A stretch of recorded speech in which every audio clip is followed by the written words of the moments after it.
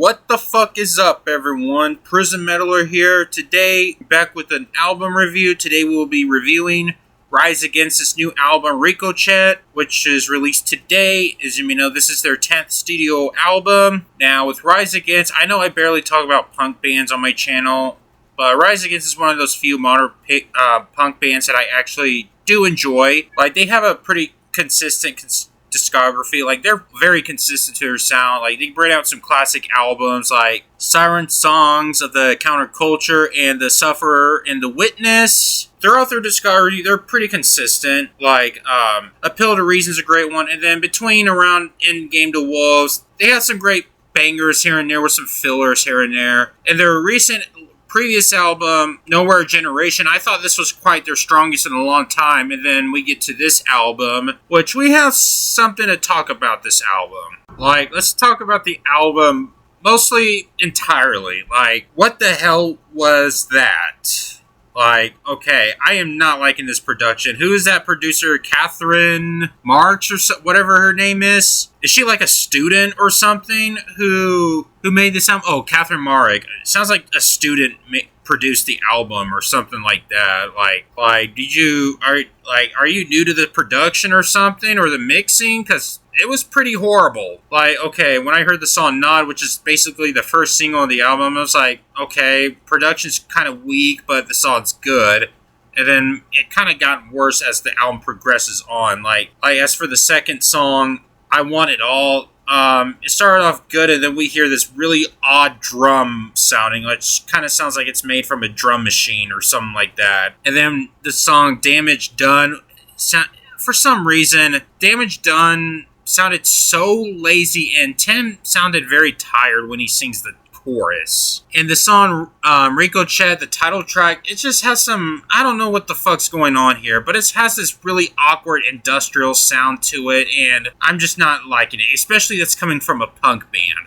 Now, as for the lyrical content goes, I'm pretty much going to ignore that for this review because it's pretty much the same as the other Rise Against albums, which is mainly about the social commentary, like topics about animal rights, economic injustice, environmental disasters, forced displacement, homophobia, etc. It's kind of like, it's pretty much the same as the other Rise Against albums, so we're pretty much going to ignore that. So, it's mainly the production of this album is just horrible. Like, I mean, the songwriting, I could give credit to the songwriting. Like, there are some few songs that are somewhat decent. Like, Sink Like a Stone, I'd say it's one of the better songs, but I wouldn't say it's good. Go Long Gone, which is a ballad track, I would say it's probably the best song in the album, mainly because the production wasn't as bad, and since it's a ballad song, it doesn't really take a lot to mix and produce it. I mean, I wouldn't say it's just the production that makes this album bad. It's just, I feel like there's a lack of energy from how the band performs. Like, it comes to a point where I can barely consider this punk. Like, punk is supposed to be full of energy, and this album lacks almost everything from it.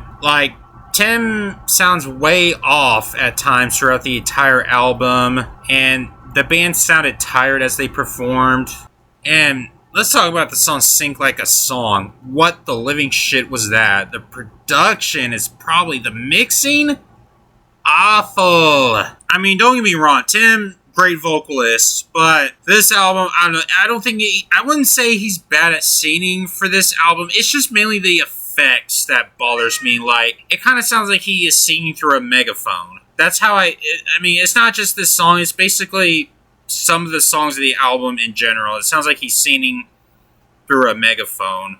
And then we got the closing track, Prize Fighter, which is kind of different for Rise Against. It kind of has this, I don't know, it just sounds like this weird Radiohead vibe to it, or Smashing Pumpkins vibe to it, with this 90s alternative rock sound, and it's just kind of awkward. Like, I would not consider this punk, and I don't know, it's mainly just the bad mixing or such like that. I mean, it's maybe kind of interesting to have a Radiohead, Smashing Pumpkins influence from Rise Against, but it was badly executed. I mean, I wouldn't mind that sound, but the mixing is pretty badly executed. So, yeah, guys, I don't know what else to say. I'm pretty much a huge letdown for this album, so I'm going to go for a 1.5 out of 5. I think this is a pretty bad album. I mean, it's mainly the...